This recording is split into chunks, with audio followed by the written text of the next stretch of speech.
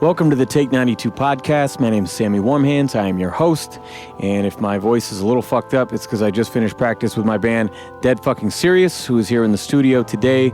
We are going to talk about our new album, Peril, that's coming out this Friday, the 26th. We've got our release show this Saturday, the 27th. And then we're kicking off the Peril tour next month, August 16th through 25th in California. So we're going to play the new album and talk all about it. This is Dead Fucking Serious. First thing I wanted to say is shout out to Skip Hermans and the crew at CD World. They just celebrated their 30th anniversary earlier this year and announced a week or so ago that they're closing. Skip was a guest on the show a couple years back. We talked about this day was coming, and, it surprised a lot of us. Even though we knew it was coming, never thought we'd see the place go. So I just want to shout out those guys because it's been an institution in this town. Did you guys go to CD World? I did. Yeah. I know you're not physical these days. Yeah, I switched to digital for almost everything. You're a ghost now.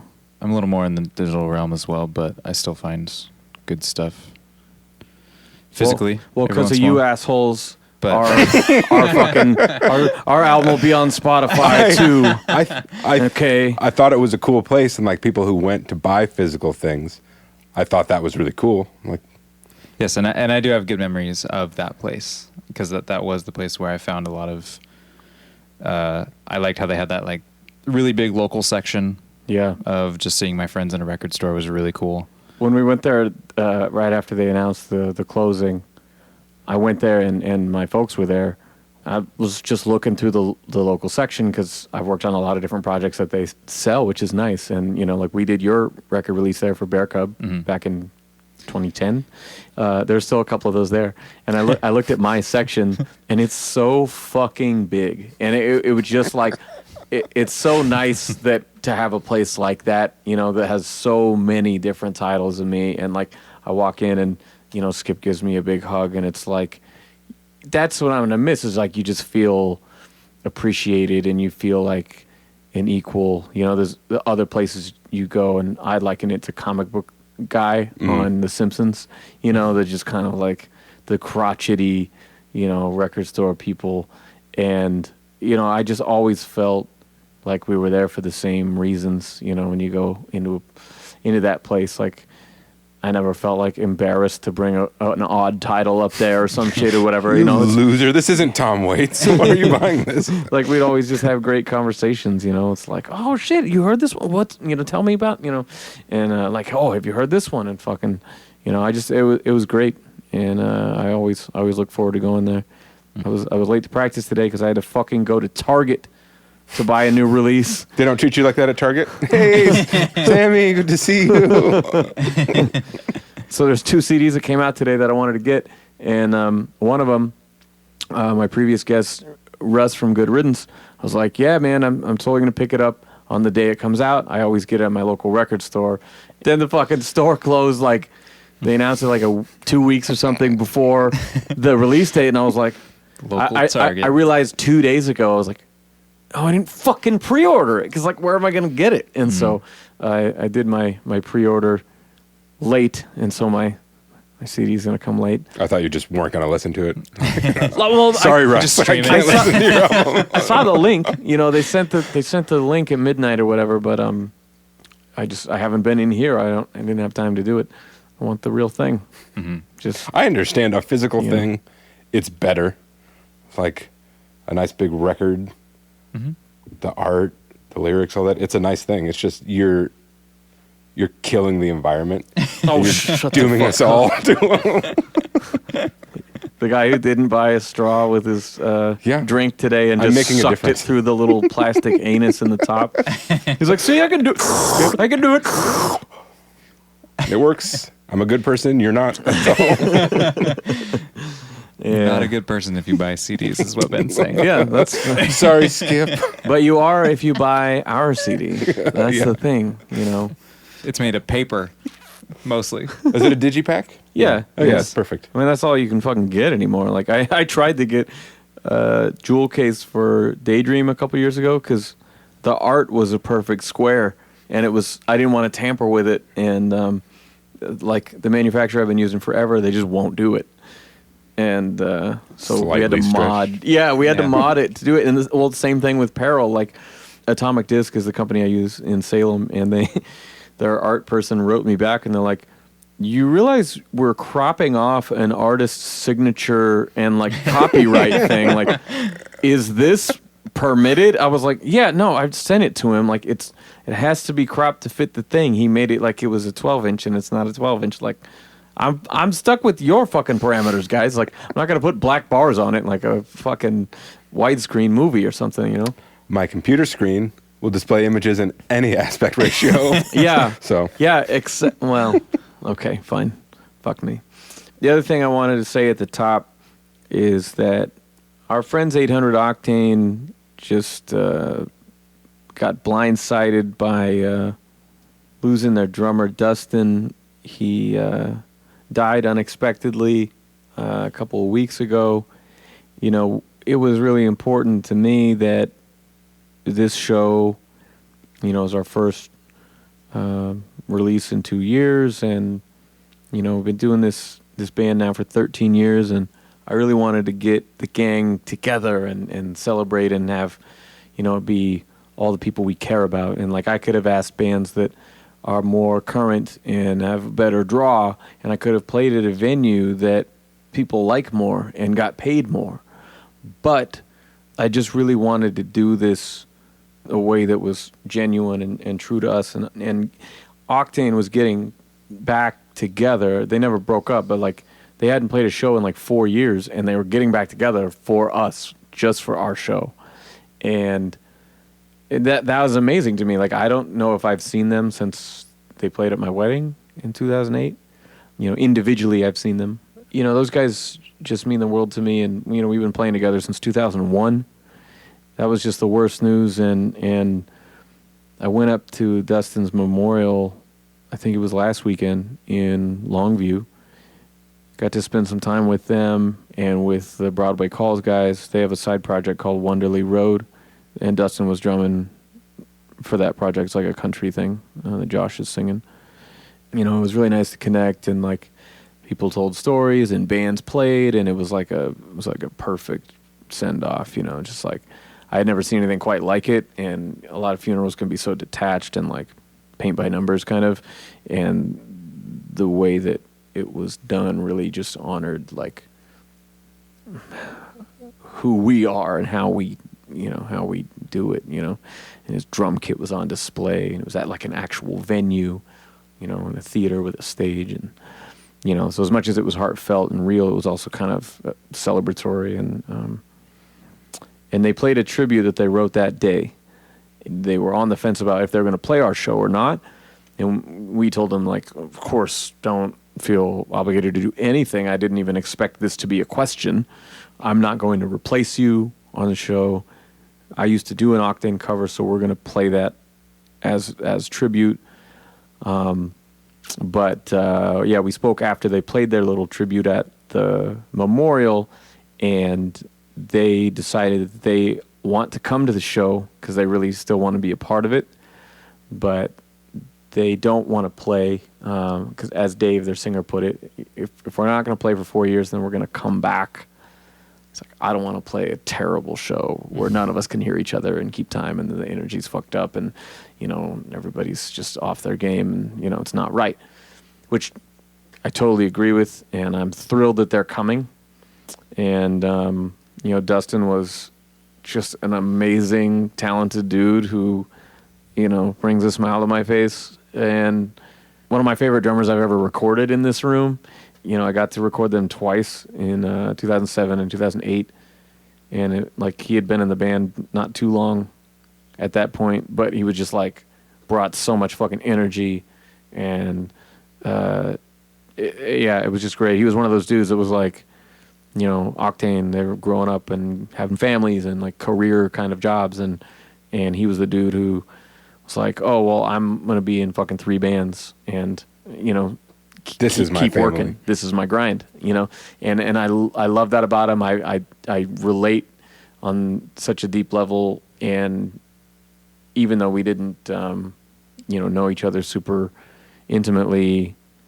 I saw him at a Broadway Calls Wonderly Road show like a month ago. It was like June 1st or something.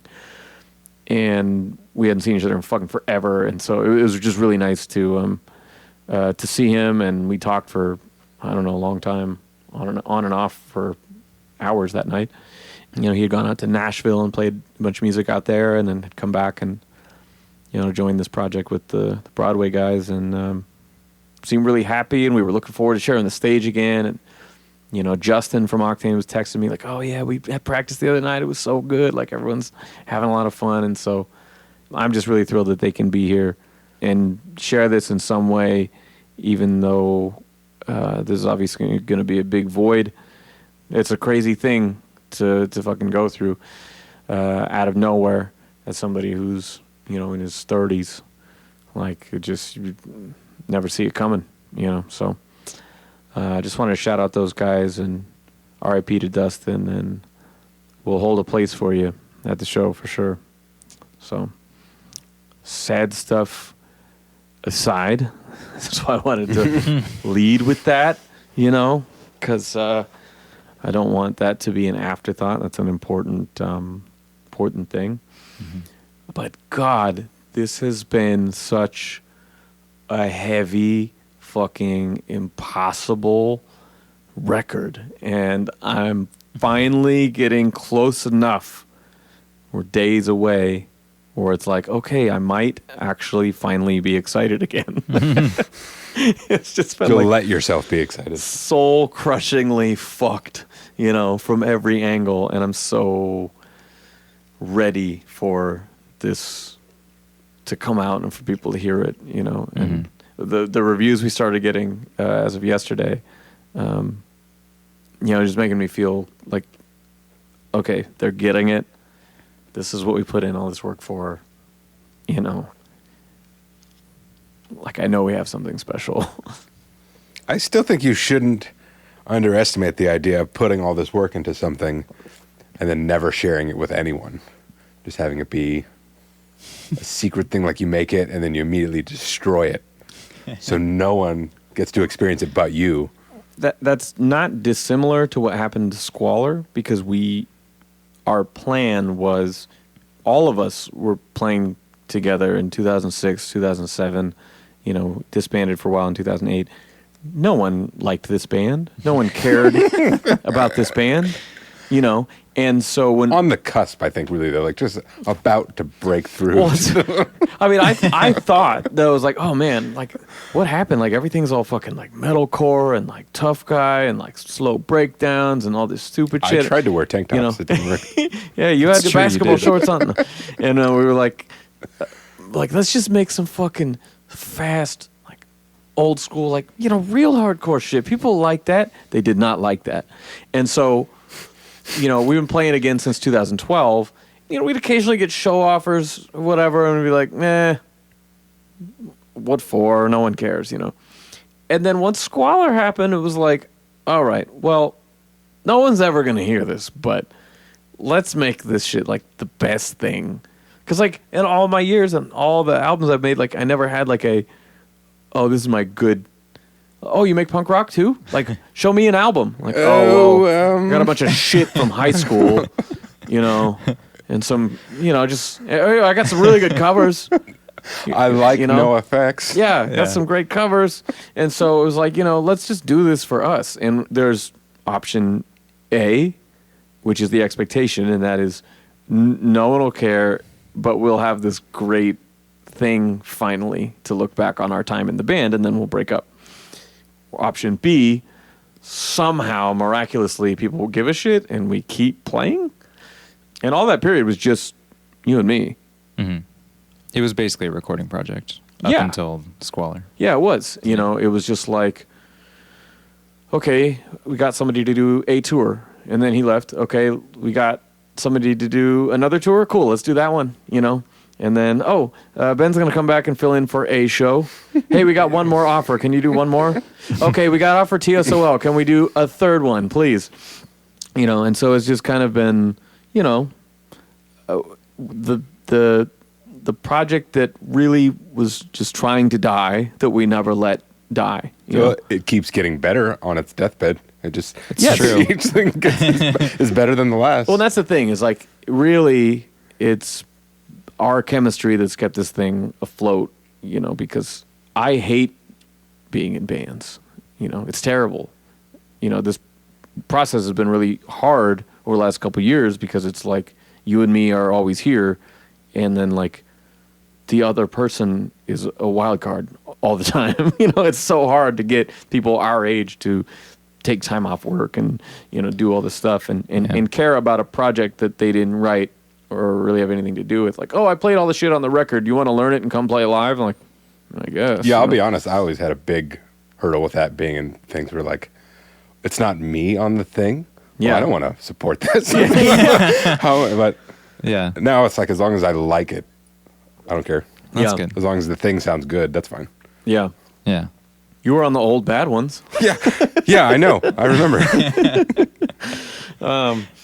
But yeah, man, it just it's something that just stuck around. Like honestly, when we were doing the Squalor tour, it was electrifying. It was reinvigorating. Like I had done so many I think I had done 10 rap tours in a row before that. And we did that tour and I was just fucking grinning like an idiot every night, you know? Mhm. And I remember in Sacramento, I pulled Justin aside, who was playing with us at the time, and I was like, dude, thank you for bringing this band back to life. Like, you know, I know you're filling in, but like this was the dream. I always thought, you know, we grow up and the band hits the road and we make these records and, you know, and that was going to be life. And everybody goes their own way. And I ended up having to do a lot of it myself. And when we finally got to do all that and do the proper album and the videos and the tours and all the shit with the actual band, I was like, this is the fucking dream. I didn't know I had such a missing piece. You know, I didn't know I had this void. I thought I was out there fucking putting in blood, sweat, and tears. And Kellen, to be clear, you don't fill that void. You don't do it. It's just he needs something more. We never played as a two-piece live, okay? So when we were out there doing it, it was like just kind of a revelation. And I remember the following month, because we dropped Squalor in January, and we did a short tour. And in February, I was back out, and it was Sammy Warm Hands and Peril.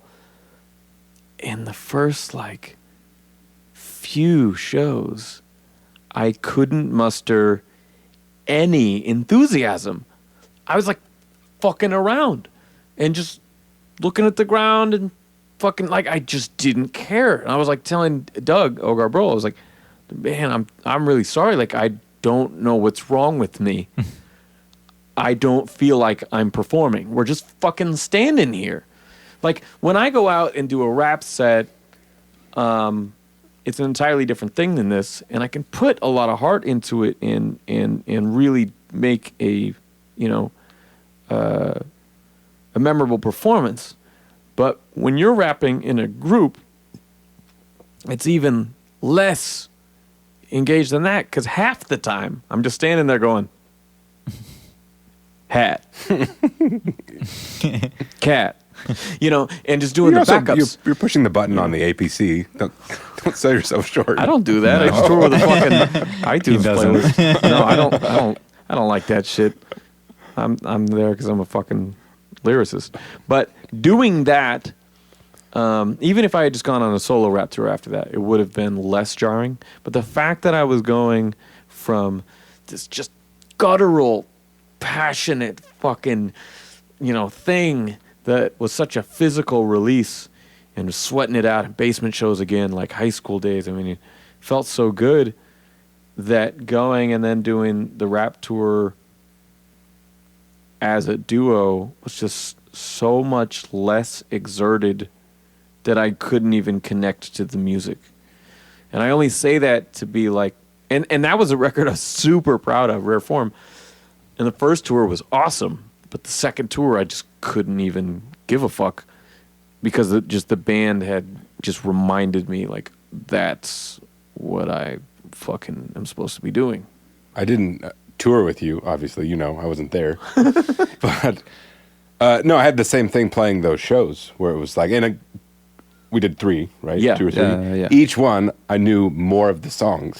By the last one, I knew all of the songs. It's true. But even the first one, which was rougher, it was that same thing, like a physical sensation. This feels really good to do this. And I like playing a lot of different kinds of music. Yeah. And I enjoy different kinds of music, but this is the most fun to do physically because it is a release in a way that nothing else is. Yeah, Yeah, it it's just very reminds cathartic. you like why you started playing, because like we all started playing on this kind of shit, and it's like, oh yeah, fuck, It God, I feels miss good. this. Yeah. God, I miss this. And still, that's what I listen to majority of the time in my free time. But like you said, just going up there and physically doing it, you're like, oh fuck. Well, and you guys were always good as players, but especially as like the time has gone on, you're very tight together. So jumping in was really easy. Yeah, I've I'm gotten just worse as a player, but our chemistry has gotten you're- so much you're- better. yeah. So yeah, I get. Yeah, you suck, to be clear.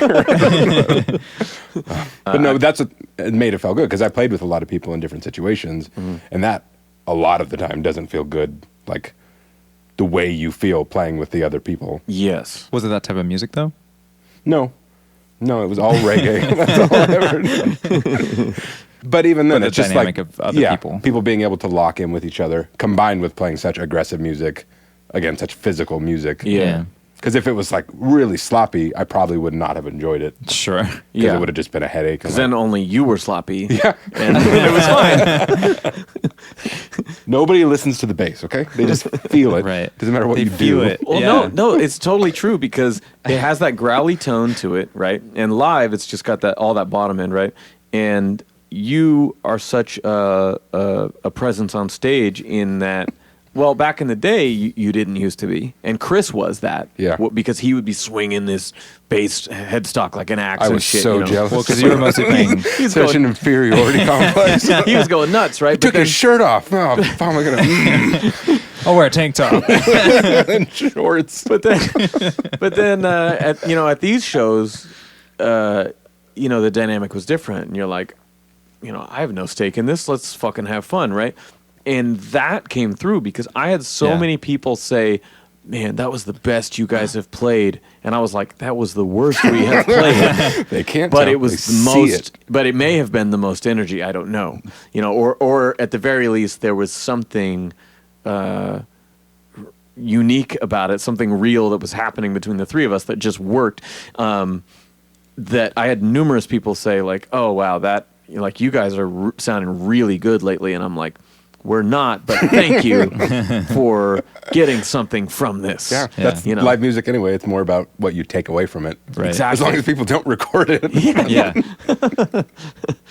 Speaking of that time is when we started recording this or started writing this album. I mean, we've been demoing since the moment we got off the Squalor tour in 2017, and it's been 2.5 years, almost exactly. It's been a bit of a process. Like for a minute, you could tell the songs that were written in the beginning, the songs that were written a year later, But by the ones that we added later on, I feel like really helped us put together a sequence that there is a sameness about the record, but it broken up in a way that still like keeps you guessing. It never feels like it just, oh, I'm using these chords too much, or something like that. Like That was a big focus when we were coming up with the arrangements of all the songs. yeah, It was like, let's go back into this part. And it's like, no.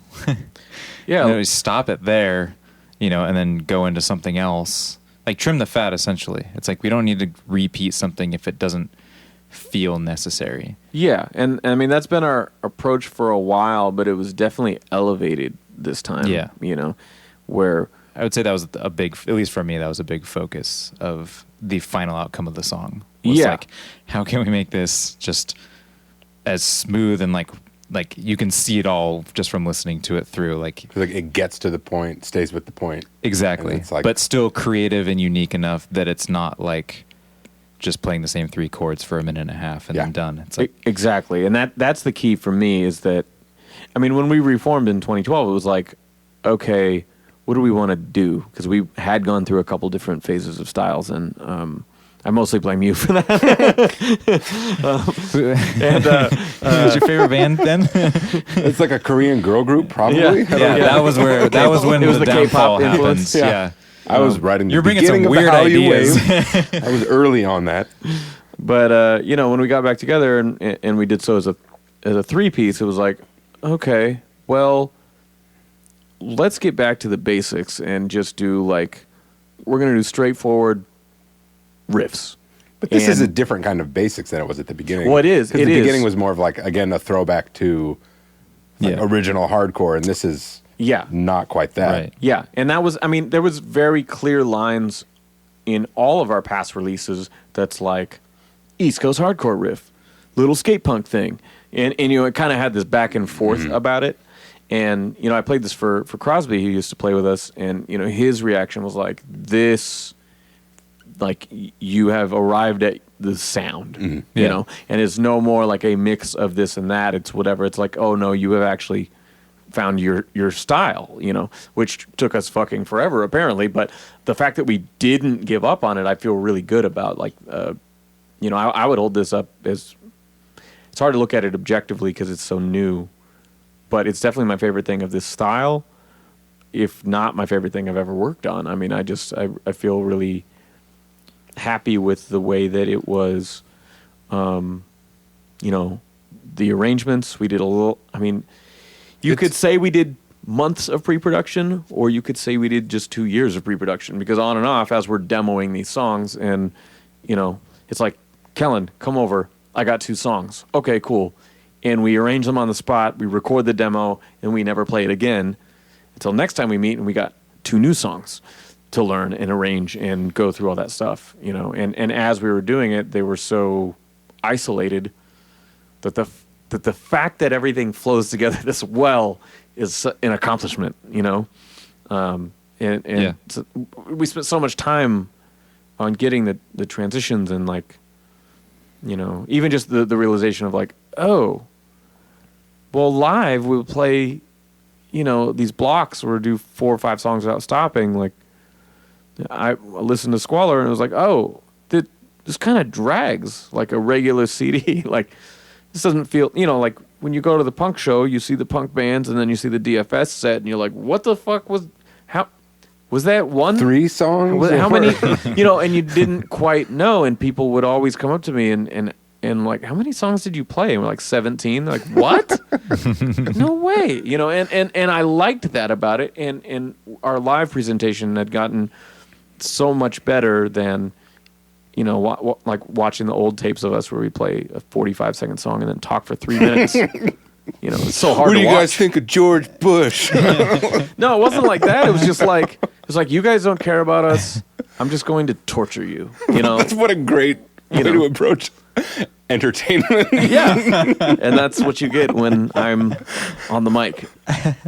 But the fact that it evolved in that way, it just feels right to put that on the record, and to, okay, normally we would record all the songs and, after everything's recorded, as it's being mixed, as it's being mastered, that's when you're choosing the sequencing for the album, and the fact that we had all that so far thought out and rehearsed and came up with, unlike the live show that used to be 2 clicks between the songs, we were like, well, if we just rest one note in our heads, we can continue playing. Yeah. And there's no sticks to try to edit or anything, and we can just play. And, we got Eric to come down and do the recording with us, so it was like, oh, we can actually fucking play all this shit in the room live and just add a couple layers over top of it, and it's fucking done. My name is Ben, by the way. I'm not Eric. Just to be clear, I don't want to give someone a bad reputation by having you think I'm Eric. Like, oh, his playing's good, but he's kind of a dick. Bad personality. He's so detached. Just I've never approached an album that way, and with the actual recording, it took 1 day for all of the basic tracks, and then the next day we did some overdubs and backup vocals, and then everything was done except for lead vocals. So I mean, we really did record almost everything in 48 hours. It was a very short amount of time, and it was like 2 9-hour days, and I don't know. I just felt really accomplished even at that point.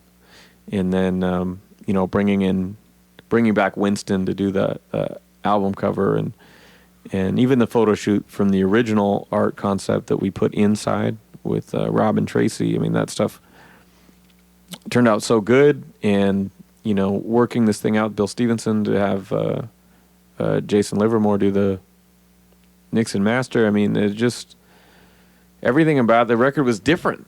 You know, so exciting to, you know, I don't have 3 releases this year. I have 1, you know, and like we really just took our time with it, tried to do something special, you know. It paid off too. Yeah, well, I'll say is like, because I wasn't involved in it, I can say this. It's really good. It's not really good like for a local band, or really good because you're my friends and I don't want to hurt your feelings. It's a really good album. Cool. Thanks, man. Across the board. Yeah. Yeah,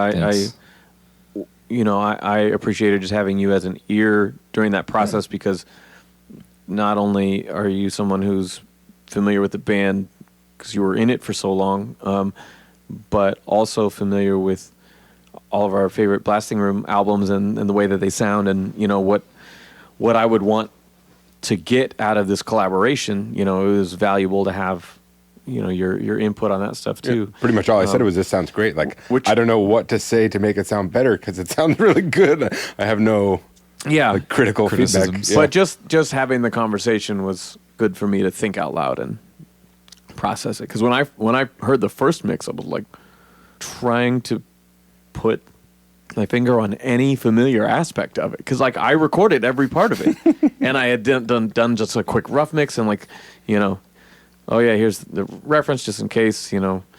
And I was like, did we make this here? Like, what is this? You know, and I think we went through 3 mixes and 3 masters to get it just perfect. But, you know, Jason was really patient, and he says almost nothing. He's like very short on words, but whatever notes I sent, these are just through email because, you know, we're not in the studio together.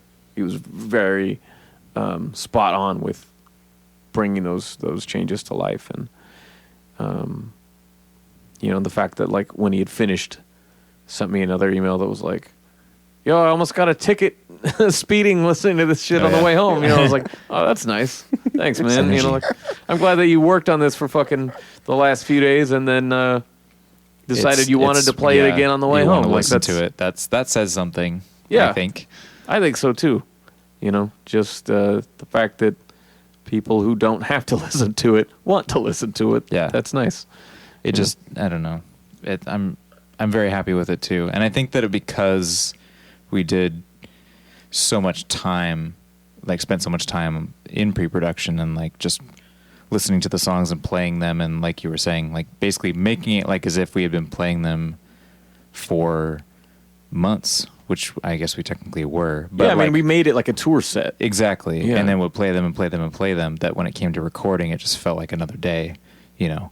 We're just like, well, just play our best and just try to make it work. And it just felt so much smoother, and just that like with Squalor, trying to record some of the drum tracks when we first started recording, I was really frustrated. It was a nightmare, yeah. Because I was like, this is... And we were trying to use a click track, and it was a... Ugh. Yeah. It was a negative experience right off the bat. Yeah. And it sucked. Which we got over that, obviously, but it took a little bit. It was a rough start. Yeah. Whereas with Peril, it was just like, all right, we know what to do, dip, dip, and then like started going into the music, and it was just like, all right, that was good. Yeah. And then like, you know, just move on to the next block, you know. It's just like, it was just so, we had so much preparation that when it came down to just putting it on tape, yeah, there's no thought to it. Well, and I mean, that makes a lot of sense if you think about the way big acts record usually. I mean, because they will write a bunch of songs, and then they will tour on them for a long time, and then they'll record it. Which is what, like... Not necessarily. A lot of bands, they save that every shit. band ever has probably done it the way I said. Yeah, you're right. That's true. A lot of bands do it. Maybe that's what I mean. So, in comparison to the way that, like, people who have day jobs who always do them, you write songs, you record them, Yeah. And then you play them and you're like, oh, this is the way we should have recorded it. Yeah. After we had Exactly. just ran them into the ground over and over and over and ironed everything out. And I agree with that. And I always do try out songs live once or twice, which is really easy to do in my rap shows. I can just quickly sub 2 or 3 songs one night and 2 or 3 songs the next night. And, like, okay, yeah, I've got like an idea of where those breaths go and what words to emphasize and how to deliver the chorus and all those little things. It's like you said, like, okay, now we know how we should have recorded it, and I've made that mistake. And so we didn't do that with this one on the stage, but we had played a few of them in the set on the Blank Check tour, and we applied all of that tour experience to the approach. And I think that was the key, in that we didn't blow our wad by pulling back the curtain and like, okay, we're going to play a bunch of new songs tonight, guys. I mean, we even put out a single right before that TSOL show and then didn't play it. Like you said, with Squalor, it was so different because, I mean, we had been playing together again for a few years, but like we were kind of coming at it cold and writing these songs while we're doing a couple of tours and like kind of perfecting this bam, bam, bam, bam, bam, bam, bam, nonstop set list style. I think that is what made the record. Like if we hadn't done tours after Squalor, I don't think Peril would be anything close to what it is now. That's true. Because we wouldn't have learned the effect of doing that, And for me, I was just like, man, remember that Bouncing Soul show back in the day? Like we went out there, they played 9 songs and then said hello. And that was like the greatest, that was one of the best shows I've ever seen, And we were just, let's try that, And God, I really think it's one of the best things that we ever did for the band, because it gave us kind of our own thing. In terms of the underground, you don't see it a lot, and to bring it into the studio was something I never considered, because it's so fucking messy, it's so complicated, and even you were going like, well, what if I fuck up the third song? I was a little nervous, but it worked out. And there's one song that I will admit it's really bad, but don't tell them which one it is. Let them decide. What song, you fucks? Well, there's a song on the album that, we recorded everything in these chunks.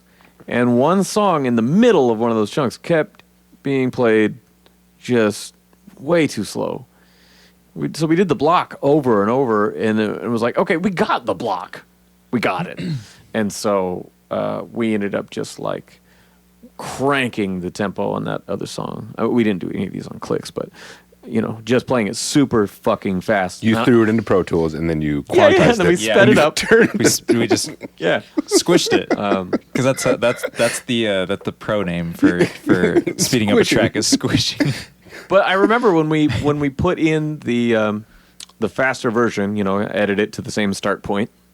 And I was like, okay, now I need to trim a little bit off of the back end. I'd have to trim 20 seconds because we played it that much faster. And I was like, yeah, that's what I'm talking about. Just like fucking nonstop. 20 seconds on a short song. On a short song. That's 8 minutes. And you're earning 20 seconds. No, we almost cut it in half. Like it was, it was a big difference. And so that was the only thing that we added later, which is Drought. Drought was the one. Spoiler alert. But otherwise, I mean, there's only a couple of cuts just to kind of sync up the start of this block and the end of that block, and I'm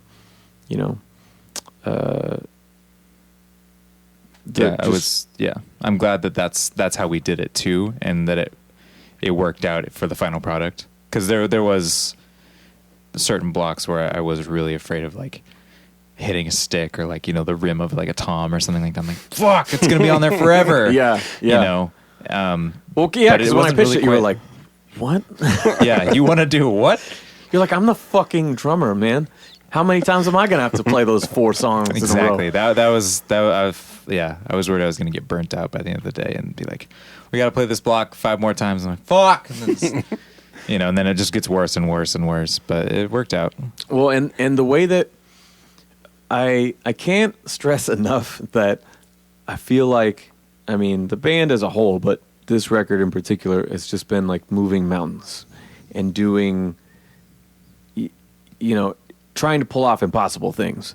We're a 2-piece band that keeps trying to be a 3-piece, our hardest, and, so for this, we wanted to record it live. And so, we need everybody here. And so you live in Corvallis, I live in Eugene, Eric lives in Seattle. It's like, okay, we have to plan a very specific amount of time to accomplish this. Well, then for me as Take 92 to try to promote and sell the record, because I fucking bought them all and I don't want to keep them all. Proud owner. I have to think about, in that 48-hour period, we also need to walk away with a music video and a photo shoot, which can be used for press and for the insert of the CD. And so I had Travis filming the recording, which we were able to actually use the song we wanted by accident, had footage of everyone playing their parts in that song, and cut together a quick video for Steps. I sent it to my friend Adam Dunn, who's done a lot of animated videos for me. Put the words over the top. Easy. Cool. We took a break halfway through the day. Cerebral Cortex was in the living room, had put all his light rigs and backdrops and stuff up, and got our photo shoot ready. Oh, I'm not quite ready. I was like, all right, we're going to go record the short block. We got 2 songs in standard tuning. All right, we'll be back in 20, Came back and like, all right, we're all set up. So you do the photos, got it done. Okay, you good? You can take it. You can tear it down. All right, cool. So we're gonna go back out there and keep recording. And I think at that point it was like 5 PM, and this we were halfway through. Studio owner is really getting on my case about taking too much time. Just the worst person. Well, no, I told him. I said to Cerebral, I was like, so we have a super limited amount of time to record 18 songs. I don't know what it's gonna go like. It may be as easy as I thought. It may be way harder. So I can't come to you. It's like, you can have the house. Like, can you come over and just build whatever set you need in the living room or something, and then just knock on the door when you're ready? And he's like, yeah, I think we can work something out. I can figure it out. Sure. And so, I mean, all these things that are just like, that is not how things work. But we fucking pulled it off, and hitting up Winston going, hey, we did this photo shoot. And I guess I'll give a little background on that because that's what we're here for. The original photo is the disc and tray for the CD, which is, we went to Cascade Middle School, eerily a few months before there was an actual shooting there with an officer and a parent. And we went there and we recreated with Rob and Tracy Sider this photo that was taken after the Parkland school was evacuated during their shooting in Florida. And things were just strewn about in disarray. That had just happened. We just recorded Never Again and put out the demo. And you and I had a lot of talks. I even remember at one of those shows we played with Ben at Old Nick's. I mean, we were in the parking lot going, like, how do we do this? I it was just burning up inside of me. Like, I needed to make more of a statement than just a song on the record, And I was thinking, like, the Rage Against the Machine album where the monk is on fire in protest. It's a real photo. It's fucked up to look at. And it asks questions, and like the Agnostic Front album cover of, like, the last Jewish guy being executed, in front of that trench of fucking, bodies and stuff. And it's like, that's your fucking album cover? I mean, you see that thing and it makes you think, And in a time like this where shit is so, I mean, perilous. I don't know what to say. That's not a whole fucking political tangent here. But, I started going online and looking at, like, there was this Thurston shooting here when I was in middle school. And, I was looking at, I was trying to find some kind of photo that made some empathy, or maybe like just a something's wrong, an unsettling feeling in your stomach, or I wanted it to be like a call to arms. You know, we knew the album was going to be called Peril, and it was going to be way less about my own personal shit and way more about, you know, what's going on. I mean, that Charlottesville march happened like the day before we went on tour, on the Blank Check tour. And, you know, everybody who follows me knows that song Wildfire that I did. But that song was half written, and we went on the tour and had all these conversations. And, you know, we were processing this together and going to shows and talking to people about what the fuck's going on, you know. And so, of course, that bled into, you know, this record. And I remember we even talked about like getting an artist rendering of something, you know, and it was like, but how do we be like graphic without being exploitative of the people who went through this shit? How do we do something that's not real but feels real, you know? And it was just really, it was hard. And, you know, we came up with this great team I've worked with before, you know, photographer Rob, and then Tracy, who's an excellent set designer. And we came up with something I thought was a very clear statement, you know. And it was just on like, it just looks like a school shooting. There's no kids in there. There's no guns. There's no whatever. And I was like, well, let's do the lettering with Winston like last time, but we'll do it out of guns. Because he had done a version of his In God We Trust, Dead Kennedys record that I had seen more recently that had a cross made out of guns. And I was like, oh, what if we do that? We make it 2-dimensional instead of 3, and it removes the camp that was the Squalor cover, you know, and it just makes it like stark and real. And then I sent it to him, and he came back with this whole fucking thing with all the casings and, you know, the shells behind it, and it was just like, oh wow, that's the statement. Like, holy shit, you know. And I think just from, you know, You Have Never Again, we had Pulse on the last record. It was about the Orlando shooting. From the moment, the way that the album opens, just with the sample, and it does capture just the chaos of like everyone trying to figure out, make sense of what the fuck's going on right now. And closing with Maga Man, I felt like it did take a long time to figure out what we were going to do when we were putting together the set list. I think I had 4 versions at least simultaneously trying to figure out how the fuck, because they don't just have to musically flow, but, you know, we wanted it to be kind of a statement. And so I think closing with that song was really crucial. Mm-hmm. I think it was in the News Punk, because there's Punk News and there's News Punk, our two reviews. These are both dead websites, right? That's what you're talking about.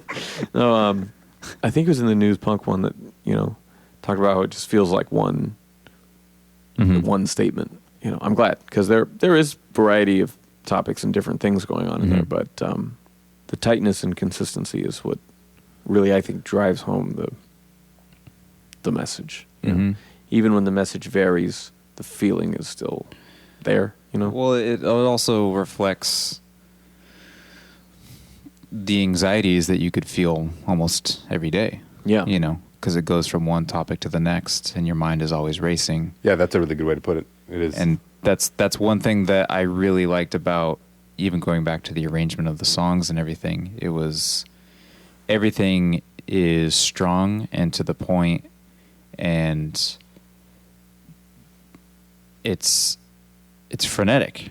Like a lot of the songwritings, the arrangements just kind of don't make sense in certain, you know, in normal musical sense, I guess. Yeah, because I mean, all we're doing is taking simple ideas and presenting them in an unconventional way. Right. You know? Yeah, we're chopping things and we're putting things again in weird ways and stuff like that, that it sort of reflects the state of energy and anxiety. And I guess I can see that, because even this past month, you know, I went from having a bad day to having a bad week to having a bad month to going, I'm having a bad summer. I really hope it's not a bad year. Yeah. You know, going like every day it seems like another gut punch, and you're just being like flipped in this direction, that direction. And it's like, what the fuck is happening right now? Like, I'm losing control, you know? And I think the way that it does jump around without ever stopping it does mirror that feeling, and I think that's why it feels good to get with you guys and play these songs tonight.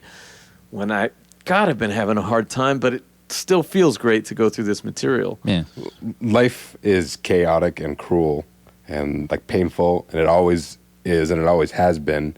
But there is something about our culture now, whether it's like the way we process information or consume it, where it seems even more like that. Like, it's not just that like bad things happen, it's that everyone is constantly, hey, well, forget about that bad thing for a moment. Yeah. Here's this one thing. It's the immediacy of Yeah, it. and it's constant, and you don't even have time to really to sit on any one thing because there's another one. Yeah. Hey, think about this for a while. Yeah. Feel bad about this for a while. Yeah. Right. No, I get that. Again, having not worked on the album, listening to it, even though there's different things talked about, it just leaves you in a good way. I'm about to say something that doesn't sound like a compliment. Well, that leaves you with like a feeling of anxiety and Yeah. but not like, oh, I feel gross and slimy. Just like it's overwhelming. And I like the fact, because playing with other bands and in my previous band, Facing Extinction, where a lot of the music and lyrics are very similar about just how kind of fucked we sort of put ourselves into just in modern society. That's sort of the reflection is in the art, you know, where it's just chaos, and it's just like the lyrics kind of sometimes don't make sense, but it's, you know, still poignant and everything like that. That with Peril, having an album that can push the edge a little bit, but still be understandable to people, you know, I think that people could possibly even feel catharsis while listening to this record. Hopefully feeling some sort of like understanding. Yeah, like we're in this together. Yeah, exactly. It doesn't feel hopeless for being such like an angry, loud piece of music. Yeah, right. It doesn't feel hopeless or empty or like it's well thought Or out. defeatist. everything sucks, kill yourself, idiot. Well, that was the last album. You know, like Right. See, my mom is always the first one to buy my CDs. You know, like when Why I get are them, you so angry? when I get them from the manufacturer. You know, just like she wants to buy it first day. So I'm like, all right, cool.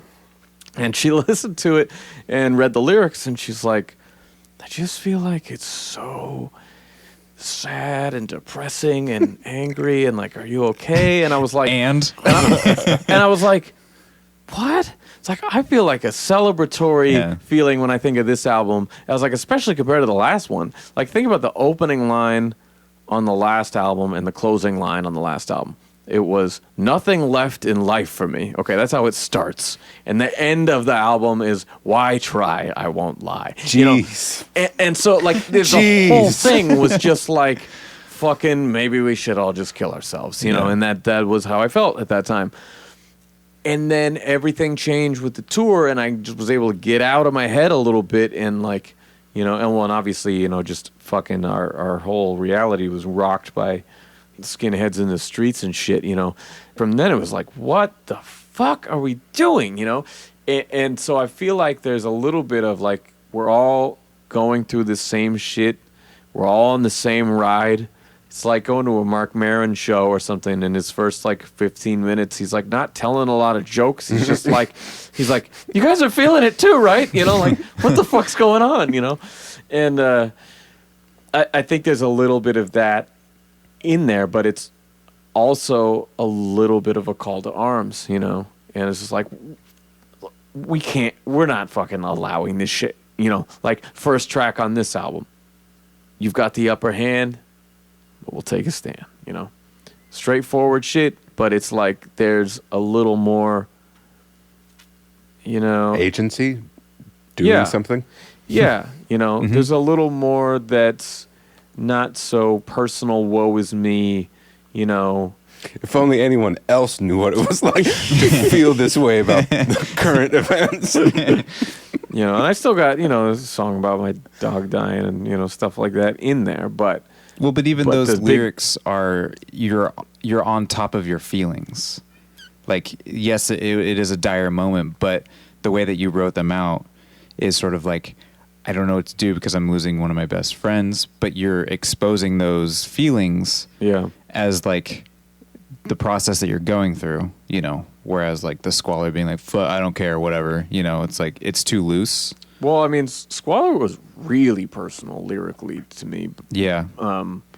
But I think the difference is if I'm to think about the releases that came out around the same time, it's like, Squalor, super depressing personal album. Daydream, super depressing personal album.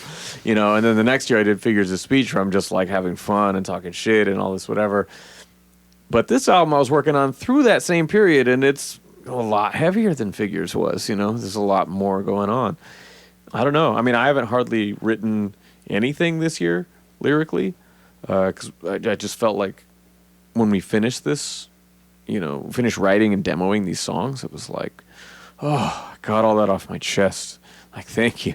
Yeah, sure. And we cut a couple songs throughout the process, but one that we cut last minute was one of those, like, sort of depressed, suicidal songs that's like a callback to the old stuff. And I'm really glad that we didn't include that, because I don't think that that's what I want. It wouldn't really this fit album with to the be. rest of it. Well, it fit great musically, and there was a segue into the song "Wait," because the end of the song had a callback to my song "Vacant Eyes." And it was like, "Some days I want to live, isn't all the time. Some days I want to live, other days I want to die, die, die, die." And then the next song starts with Die, die, die, die, die. no. And then the next song, "Wait," which is on the album, starts with, "I don't want to die. I just want to," and it's like, okay, yes, that was a real feeling, but like in processing this, like, I just want to get better. I just want to change the things around me. I'm not going to let this bullshit weigh me down. And so it did work really well together, but I still feel like that is not where I'm at anymore, or at least right now, and it's not where I want to be, and it's not what I want to put out, And so I'm really glad that we cut that one. There's enough heavy shit in there. I mean, there's a song about a guy stalking my wife. There's a song about fucking, I don't know, I'm looking at the set list from across the room. I mean, every song kind of has a pretty strong... None of them are feel-good anthems. Yeah. Yeah. I'm curious what people's comments might be about Anarchaic, because that is one of the more topics that aren't really talked about, at least in our peers. I'm glad that you brought that up, because that song is one that could be misconstrued, especially on the internet. I feel like it's a very, like, just alarmist sort of reactionary climate right now. And I wrote a song like that for the same reason that I wrote Ruins of Chaos in 2002. It's because, like, all these anarchist punks aligning with what we're doing, and I think that there's value in that, but the extreme shit was really rubbing me the wrong way, and it's like, I remember back when Michael Brown was killed in Ferguson and Black Lives Matter was beginning, something was happening, and everybody knew it. And then someone who was either claiming or was scapegoated as affiliated with Black Lives Matter was like sniping cops in Texas. And I remember seeing people, in my social media circles, I'm like, fuck yeah, that's what they get, and like, that's the kind of shit where I was like, how are you different than the, like, redneck stockpiling for his little right-wing militia shit? Like, I don't see the difference. Obviously, there's a huge difference in there's Nazis marching in the street and, the Antifa guys who want to fucking kick their asses and send them back to their, dining room tables where they can say the N-word and no one yells at them, but, like, I just feel like sometimes, and these are conversations that I have with other people in our community who don't say them out loud, but it's just so simple to take a tiny verse and just invert slightly. So you think you got something to say about the blacks and the trans and the gays, because that's Trump talk, You're afraid, you're ashamed. Either way, you know it. Go away. Very simple. It's just like, this open bigotry shit has got to fucking stop. And it's just some weird, insecure white people shit. We know you're sad inside, but, like, you are not taking it out on these other people. We're not going to fucking allow that. And second verse, so you think you got something to say about smashing the fascist state, which admittedly I used because it was a much better rhyme with the first verse. So you can lay them over the top of each other and they're identical. You're afraid, you're the same. Either way, you'll throw it all away. And what that signifies is, I was just talking to Travis the other day about the they-them language. And you get people who are fully accepting of you on your side, love you unconditionally, and then the extreme reaction to someone who says the wrong thing when referring to you may accidentally push that person away. The one person who was there to support you. To have your back. Yeah. And I know that's a very sensitive example, and I don't use it lightly.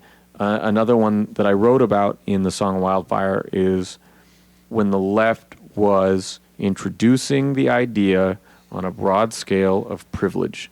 And no one had heard this before. No one knew, unless you're in academic circles, the general population of white people had never heard this word before in this way. And it's being aligned with, you're trying to educate people and explain that, there is a system that you unknowingly benefit from, right?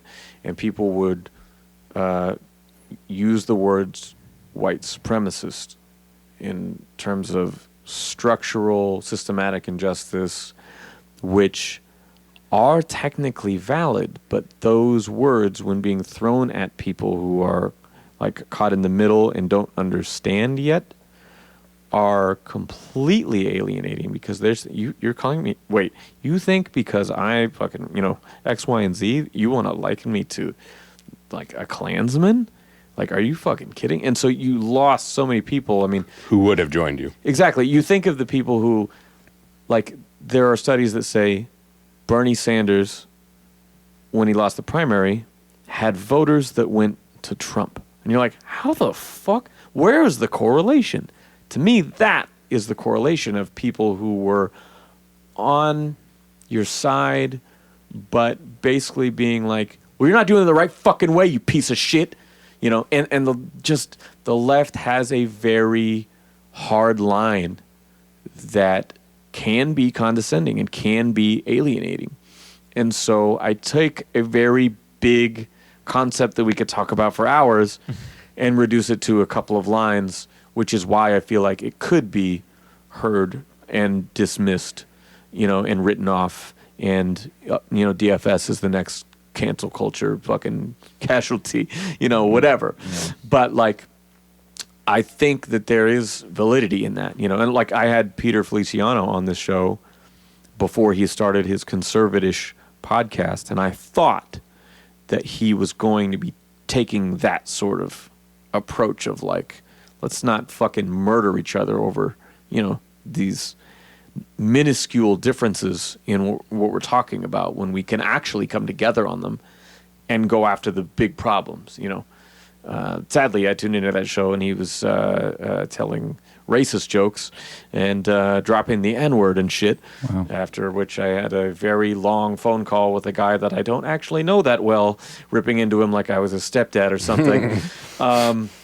It was not the show that I expected.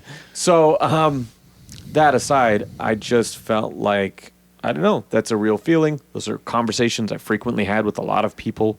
And I think to some extent, the extremist stuff is two sides of the same coin.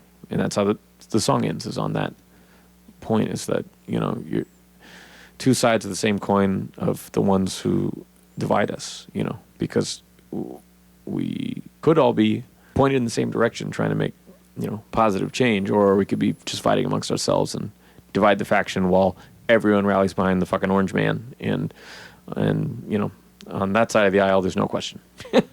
Well, I don't agree with him, but he's got my vote. Gotta stick together. It's a team game. I don't like what he says, but he's the dad. Come on. Yeah. And so, I don't know. It's definitely something I had to include. On that note, we should play the record. I'm not into Donald Trump, just to be clear. I don't know. If that. I don't have to tell you things are bad. Everybody knows things are bad. We know the air is unfit to breathe and our food is unfit to eat. We sit watching our TVs while some local newscaster tells us that today we had 15 Okay. homicides and 63 So let's see what observations we can make in these very short runtimes. What is that quote from? It's from the movie Network, Oh, somebody. Yeah. which I had never seen until after I had done that, and the song was already in mixing. It was on actually on an interview on WTF podcast with Mark Maron. He had some actor on, and they were talking about this legendary monologue in the movie Network. And so I Googled it, and I was going to use it. And when I went to look it up, I found all these other great scenes, and so I used a totally different part of the movie. And then it just so happened that Netflix added it like while the album was being mixed. It's like a 30-year-old movie, right? Yeah. And it's funny because I read in the trivia that someone was trying to like option it to make a TV series, and they were like showing it to focus groups, and they didn't get that it was satire because it's basically just like there's a million Howard Beals on TV right now, but in the 70s it was like a radical, crazy, laughable thing. That there's, they're like, take him off the air, and like, guys, the ratings were this big, and like, put him back on the air, like. It was just a very relevant thing. It's come full circle on it from being a joke to just being reality. Oh, which show was that from? Which recent show was that from? Shout out to Justin, our previous bass player, who actually wrote that riff. It's a good riff. That's why it's it's the most memorable riff on the album. I'm learning it. I'm trying to play other things. I'm like, stop ruining it. Just play it as it's written. Yeah, play it simple. And he wrote that riff, which is why we called it And Justin's For All. We arranged it in the Chinese restaurant in Medford, Oregon on the first tour. This is one of the ones we played on the Blank Check tour, and it's still one of my favorite songs. Yeah, this song and the next song, Detonate, go so well together. And this is one of my favorite songs to play live too. Yeah. Especially the ending, it's just so powerful. It's funny too because it's one of the more superficial songs if you actually know the origin of it. It's just some like, when I'm at work, people constantly refer to you by your name, and I'm like, you don't fucking know me. Like, I'm just, like, I'm a faceless fucking entity, wearing this fucking uniform. That's why I'm like point of view deformed by this uniform. Like, I am nothing. You are not meeting me. We have never met. Fuck you. Not a real human interaction. Exactly. Yeah, man. Like, I don't know why it gets under my skin. I'm like, am I supposed to know you from somewhere? Do I like? And then they say it like 14 times, like thanks, and they're being very nice. But when they leave, I'm just like, motherfucker. It's just something. It's a character defect, but it's a genuine, like, really strong feeling. Well, going into a store and talking to somebody about something is such an inhuman thing nowadays, and then to put a name in there is like, it's a salesman technique too, and so I was taught that in my early 20s, and so it's like feels so disingenuous and weird. I have times at my work though where sometimes I'll be like not interacting well with someone, and they'll say my name, and I'll be like, that was totally a trick to calm me down. Yeah, and that completely worked. No, it's the opposite to me. I'm like, who the fuck are you? I don't know you. You don't know me. But this song, and that's just part 2 of this song, but you guys may have heard. Yeah, because there's a lot of stops and starts. We're 10 songs in now. This is the 4th song. Okay. But yeah, I still maintain that this is one of the most significant songs we've ever made, and I'm really proud of it. And it was a tribute to the victims and the just brave, amazing survivors in Parkland and the way that they handled that.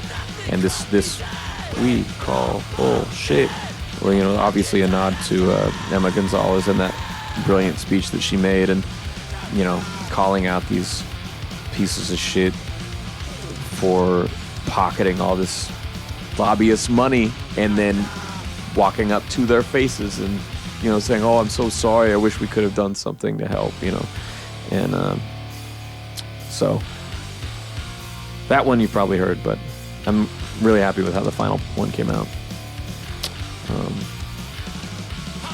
Count Me Out's an interesting one. I like the arrangement on this one a lot. Yeah. I like the little bass break that comes up here. We don't go straight in the chorus. Yeah. it's obviously not a grind song, but a lot of the transitions and breaks in the chorus are very grindcore. Yeah. Oh, and it has alternating you, me, and group. Like very just jagged stuff. Yeah. Jagged arrangement stuff. Jagged stuff. There's Jagged no junk arrangement going on here. And it's just dissonant and just weird, and then it's just nuts. Yeah. And one of the rare times where I actually, throw in that actual dissonant chord instead of just, making an unusual chord change. Yeah. This is one of those too where, we had everybody here doing the group shouts, and actually, unfortunately, you had your fucking tonsils really out or great. something, you couldn't come. But we were like, so okay, good. this count me out as the obvious, like, big group shouts, but we're like, well, let's just do it on the title though and not do it on the other ones, because like live it's just me and Kellen trading, so let's apply that to the record, and I'm glad we didn't overdo the groups. Yeah, me too. This one is called Brian, and it's about Brian Deneke, who I learned about in high school, was a punk from Texas who got murdered by some football players. If you listen to this verse, he was run over in a parking lot fight, and that resonated with me at the time. Like you hear about Brian Deneke and about Matthew Shepard, and some of these egregious like hate crimes, and last year they made a movie called Bomb City about his story, and I finally got to watch it on. It was added to Amazon, and it just moved me so much, and I was like crying watching the end of that movie, and I came out and wrote those words just as a tribute to Brian, and anybody who gone through some shit like that. I mean, it was just brutal. And this is the one about Puppy Lou, which I wrote the night before having to put my dog down, and it sucks because we closed the set with this song, and it's so visual, the words, that I picture it every time. I can't. I was not wondering picture about it. that. And It's like I am it's like got to be hard. I was kneeling on the ground, eye level to him on the steel counter thing, and I can't not see it every time we play it. So I have a weird way I am in the set every time I have that feeling. Does it affect the way you play it at all? Sometimes vocally, yeah. This is one that I really like, that, where you have these super short songs, but I'm a huge fan of Metallica, and so you'll hear the riff evolve, there's 3 versions of this riff already have occurred in the song, and just subtle changes of reusing the same idea but with a twist, throw in a couple of stops, and use that chorus riff again for this big moment here, and then continue playing the next song. I wrote this song in the Fat Wreck parking lot on the second tour. I'll be honest with you, the beginning of this reminds me of one of those No Effects songs off the B-Sides album. Reforming, I think is what it is. It's a completely different song, but just that intro, my brain goes like, Minute. Yeah, exactly. Yeah. Funny. See, I like this because we took that kind of slower moshy thing, and then we did it just for a second, and instantly, left turn back into super fast. Yeah. And it's not a straight double time either. It's no, that's over. Now we're going fast. Yeah, never again.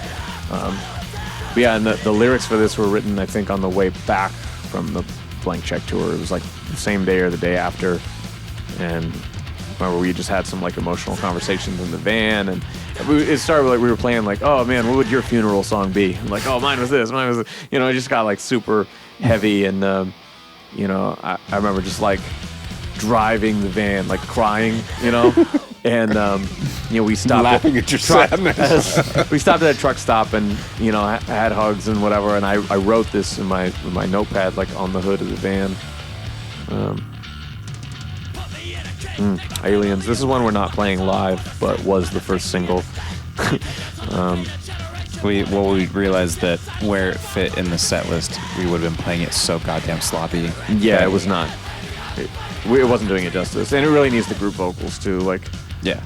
but this is one of my proudest moments on the whole album, like lyrically and just the simple chromatic bass part, and it's a simple song. It's just a verse, chorus, but it's very reminiscent of like Discharge, kind of. Yeah, I a can little hear bit of that.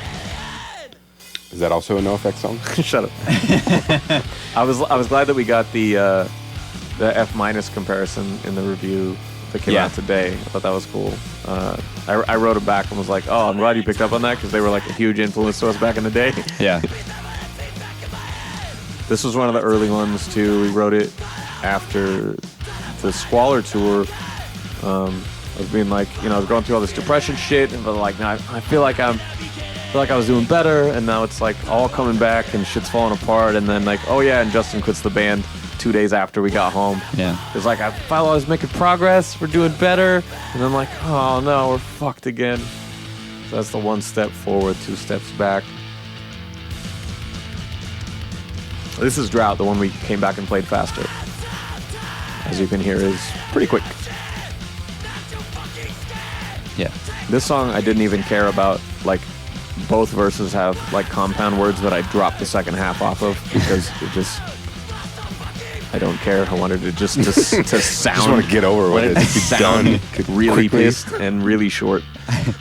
We wanted the record to be 20 seconds longer, Yeah. so we wrote that song. Yeah, Listen to that bass. I know. This was actually one that we overdubbed, because Eric was, like, you can nitpick your own performances, but I feel like he actually had a really good ear for picking out the ones where it's like, oh, I think this one I could dig in a little bit harder and make it like really snarl. And when he did it on this song, like, we played with a couple different like variations of the strum pattern, and we're like, nah, let's just go back to the simplest one and just hit it hard. And like, he did a great job on this one. He even added like some. He took some liberties on the chorus part. That was great. Yeah, like the. Yeah, so yeah. sick. Well, he had taken a thing that was from the demo and modified it, give it a little twist. That's right. Yeah. I'm really happy just hearing like the guitar by itself, because I spent like 2 months going through different tubes and all this shit, because it was starting to not sound good anymore. Well, I would have never guessed that was a Line 6 Spider. Fuck you. You got some great sound. But yeah, your pod. Yeah, no, like that was a painstaking process through my fucking dual rectifier. Paid off. Many new tubes and different mic placements and many demos, and finally arrived on that. And then my fucking guitar kept going out of tune while we were playing. So when we did the second channel, I had to use my my classic with the P90s. And then I allow myself one guitar solo per record, and it's always ridiculous and thrashy, because that's how I like it, and I also am not that talented. So. Listen, Karen, we're not all going to say mean things about ourselves now. It's not that kind of party. This was always one of my favorite songs. This one's fun to play. The pace of this song is really fun. This one reminds me, like, in the chorus, it's just like the dap-a-dap-dap-dap-a-dap with the like long scream notes. Always reminded me of the Foo Fighters song Enough Space. It has that vibe of like huge guitars. I'll take this moment just to compliment you, Kellen. I always thought you were good, and I was wrong. No, I always thought you were good, but when we played before, you were much younger and more raw, I would say. But then, over the past 4 or 5 years, like, having not heard you for such a long time, you're really good. But you're like, not just good, you're tight and you're solid.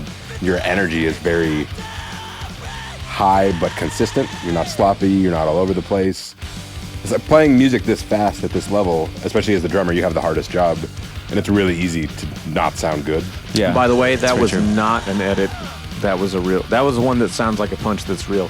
But yeah, I think you've also come into your own style as well on these last 2 records, in that, we were talking about like you not being able to play It's hard. Yeah, and like you not being able to play some shows, you know, later on we were talking about, you know, like an understudy situation, and you know, in the back of my head, I'm like, no one's gonna play it like that though. You know, like nobody has that style to it. Yeah, it really worked with just playing this type of music for so long. Yeah. Because, I mean, it was playing with friends, you know, in high school and stuff, just learning, getting bearings and stuff, but then feeling the confidence to approach you guys, you know, after you guys were thinking about breaking up, you know, like years ago. Yeah. For context, our drummer in DFS was moving away and joining the military, and we'd only been a band like 3 months, and we're like, I guess this is our last show. So then, A taste of things to come. yeah, exactly. And then Should have saw that fucking coming. And then Kellen was like one of our only fans, and at that show we were talking. I was like, and I get it. Oh, I'm the only one, but I get it. got it. But yeah, so for doing and then doing DFS for a few years, and then going back to Facing Extinction and playing that for years, and then actually for a brief moment playing in both bands. Yeah, and then, we were your slow band, you said. Yeah, exactly. and then coming back to doing this, I think I've just had that time to really develop and do stuff, and then playing with like Rye Wolves and I think we had different other bands trajectories, because you had spent so much more time in it that when we started playing again, I was like, damn, he's gotten good. Versus me, stayed consistent. who had kind of neglected that part of myself, except for like I would do the cover sets and stuff to try to like pretend I still had a band for a week at a time, but then I think I just had such a need to do it again, you know? Yeah. So I'm like supercharged, ready to dive back in, and you've just been woodshedding like, all right, I'm ready, motherfucker, you know? I was like, yeah, I get it. I'll help you, bro. I always think that this is the end of the album, no matter how many times I've heard it, by the way. And now we're right here. 43 songs in. Shut up. 17. Now this is 18. The closing track. Yeah. And I'm really happy with this being the closer. Ugh, tasty. And then this part, we had the preach, having everybody do the grind. That was something that made a big difference when we changed it. I could see the crew in their athletic shorts, their tank tops, you know, karate chopping and kicking to this. You know what's funny, though? Backflips. This is one of the only songs I have ever written and played for Kellen, and he's like, I don't know. And I was like, just fucking trust me. The demo was very different. When you play out of context. Well, because it's just guitar parts, right? And so they're low, open, heavy things. Yeah. Like, what are we and doing he's here? like, is this a Godsmack song or something? And I was like, no. I was like, you have to fucking trust me. Should have been. And we put this, I was like, trust me when there's drums and vocals on it, you know? And then he came over and we did the drums, and he's just like, dude, I don't fucking know, man. And I was like, I have the vocals. Just wait. Please just wait. Because this was one of the last songs added, too. Yeah. And then when we finished the record, I remember we're listening back to everything, and both of us were like, damn, that's one of the best songs, isn't it? It is one of the best songs. Little face. You have no vision. No, and I'm not like trying to diss you or something. I just thought it was funny. What the fuck, What guys? I said. You bring me up, and then you just... Just a setup. Man, your playing is so good, but your taste is terrible. Yeah. You're just dumb. That's all. Just stop writing, you know? Even up until we recorded it, I was like, I don't know about the song. Yeah. And then finally hearing it back in context, I was like, okay, it is pretty good. And it was one of those, because there have been other songs where if one of us wasn't feeling it anymore, we'd throw it out, you know? Yeah. Even like, I think We were everyone really wanted... we were good about that this time. Yeah, and I think even everyone wanted Cracks, the one I was talking about earlier, the Depression one, on the record, and I was just like, no, I can't do it. It's got to go, you know? We held on to it for a long time, but this was one where I was like, I'm not accepting the veto until this thing is finished. If when it's finished and the thing I have in my head comes out worse than I think, like I can swallow that, but like I have to see this idea to completion, you know? And, that speaks to your relationship. A lot of people would say, no, this is bad. Yeah. I refuse to play drums on this. I don't think it's good. Yeah. Well, and I think that we just have such a history. We have a trust that was one of the rare moments where I have an idea and you just don't instinctually know what to play already, you know, because a lot of times, you know, we'll have conversations about transitions or little nuances, but I mean, for the most part, it's like I just need to play it. For the most part, it's just like I'm sending you the demo, and you show up, and we just knock it out, you know, and we can have 2 new songs, like fully arranged and recorded, everything in the 2 hours that we get, you know, before we have to cut off for neighbor complaints, you know, which does speak to our chemistry, and I think it. Oh God, here he goes again. No vision, Kellen over here. Shut up, Ben. Shut up. It just spoke to how quickly things came to, like, when we were finally realizing the album. Yeah. That it was just like arrange everything and really make it like laid out on tape really well. And that was like the next sort of like good moment of our chemistry, is sort of like, yes, this works. Yes, this works. No, cut that. You know, it just, everything snowballed really fast. Yeah. To being like, you know what? Should we do this? No. Do you like this? Yes. It was like, it just kept going like much faster to make a really good final product. Yeah, and I remember when we did Squalor, or I don't know if it had come out yet or not, but Taylor was in town, and me and Taylor and Ben and some friends got together, and I was really excited that the band was back, you know, and Ben's response was like, yeah, that's really cool. Can I ask though, like, why are you keeping the name? Like, if you're starting all new material for the most part, not really playing the old stuff, like, why isn't this a new band? But I just feel like so much of the band is you and me, and that continued bond and, I think, you know, chemistry. Totally freaking kidding. How about that? Doesn't You sit take with your tank top and you get the fuck out of here, Ben. But joshing so hard. Stop it. Well, anyway, I think that we got something that we can all be proud of, especially Ben. Your playing was great on I'll this. take credit for everyone else. Your vocals sounded especially nice. Yeah, I was trying something different. Yeah. The thing that you did with the toms in that one song Yeah. was really... Yeah, I didn't just play it all. I mixed and mastered it. And Yeah. Yeah. Yeah. Yeah. Now, well, and you You did wrote a it. really Don't good forget. job. You did write I it. forget that, but Yeah. you're right. Yeah. But yeah, man, I think this album on every level was more collaborative and so much better for it. You know, recording live with Eric, working with Winston again, and elevating the concept to something that I guess couldn't articulate, you know, and taking something I've wanted to do since high school and, you know, work with the Blasting Room. I mean, they mastered Squalor and they mastered the This Day's End album, but there's only so much, you know, when someone gives me a mixed record, there's only so much I can do to put my spin on it.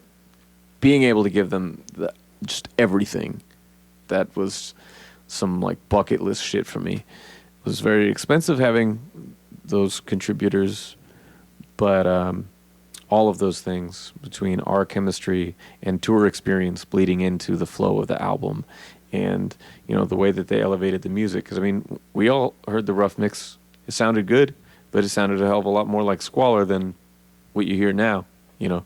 And I feel like it's a much more effective album, you know. It just feels like somehow they dialed up the energy. And then, of course, the statement of the cover. I just think that all of those collaborative angles made for a better result. Mm-hmm. You know. Yeah, it's solid. I would say that, because that's what we had talked about with Squalor, was like, if that was, you know, the album we made, and it's like, well, fuck it, I guess we made a good album, you know. Yeah. This is truly like I felt that way with Squalor, but with this one, I'm like, honestly, now it's so elevated. It's so much more elevated than that previous album. Yeah, and I feel so musically content. Yeah. You know, with whatever else is going on in life, and, you know, even the logistics of launching this album and this tour is very difficult. But in terms of just the actual records, if I'm going to sit back and look at them, I made Figures of Speech with it in mind going, I can't afford, like I'm trying to dig myself out of debt so hard right now from all these tours and albums I've released and how expensive it is. I was like, I don't know how much longer I'm going to be able to do this where I put all this money into the music videos and the beats and the features and all this shit, and the artwork. And so I really went all in on that. Like if I was never get to do this again, or if I got hit by a bus tomorrow, that was kind of my mantra for the record. Like if I got hit by a bus tomorrow, like what is the thing I want to be remembered for, or what do I want to leave behind? And to me, that was it. That summed up me and my hip hop shit. And this record very much feels like the same thing, but I would take it all the way back to 1998 of like when I started EPD, and this was the shit I always wanted to make. And this feels like it could even be the conclusion of that. Like, Sure. Like, if I got hit by a bus, I honestly, You got a real thing. I don't feel, I'm just saying, if it were to end, I feel so good about leaving it off with my best work in each side. I even have the few people that have heard Daydream. I know Sarks keeps telling me that's my best record, which again, I'm clouded for all the shit that happened around that record that I can't fully love it. But, you try to top yourself. And I failed a lot at that, a lot of times. But to get it right in like each of my genres, I genuinely feel like I could retire. Like I'm the fucking nonstop working constantly, whatever. But like, dude, I don't have a bunch of records on deck right now. I feel satisfied in what I've made. Yeah, you have the album when someone goes, oh, what do you do? It's like, oh, I play punk music, and Yeah. here's my album. Yeah. Seriously. Here's the album. Yeah. We lucked out, or we endured, or we whatever. But for some reason the stars aligned, and I really, from the early reactions we got, and I really hope that the people do hear it because I think they'll like it. Yeah, I think so too. And I think it was the intention of this record just kind of came together. I guess we were just all ready for it to happen. Yeah. My mind was more focused on it. I would just be like, let's just make it the best we can, And like anything that feels weird, work it out.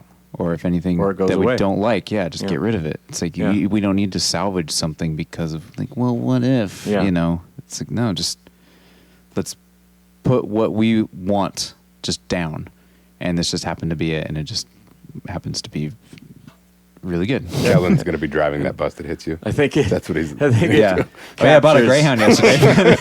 I think it captures, this time in our lives, and somehow this time in our country, which is a weird sentence to say, but yeah, I just think a lot of us are feeling this way, and something about it just works.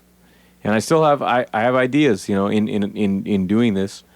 I have 2 other DFS records that I could see being made that I would like to do, but if this shit doesn't work out, we've been really, really trying to hold this shit together, and I'm really gonna keep trying and put this out and play as hard as we can and cover as much ground.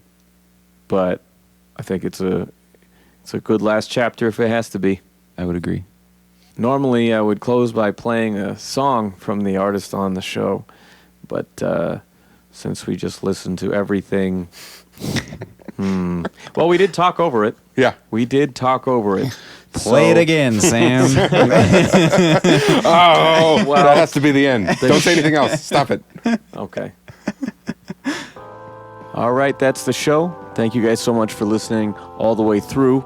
If you want to support DFS and the album, you can pick up Peril at take92.com. We've got CDs, tapes, t-shirts, and bundles of all of that stuff. If you bundle them up, it's free shipping too. So check that out. And we're also going to have it up on all the streaming platforms this Friday when everything officially drops. So if you do follow it on there, the free way, just do us a favor and share that. Help spread the word about the album and the band. We are doing the release show on Saturday here in Eugene. It's at Old Nick's with our good friends Streetlight Cardiacs and Black Delaney. The 800 Octane guys will be there in the house if you want to say what's up. Thanks for all the love we've had so far on this album. And of course, thanks to Kellen and Ben for sitting down and talking about it. Subscribe to the show, as always, Take 92 Podcast. I'll leave you with the track, the closer on the album. It's called MAGA Man.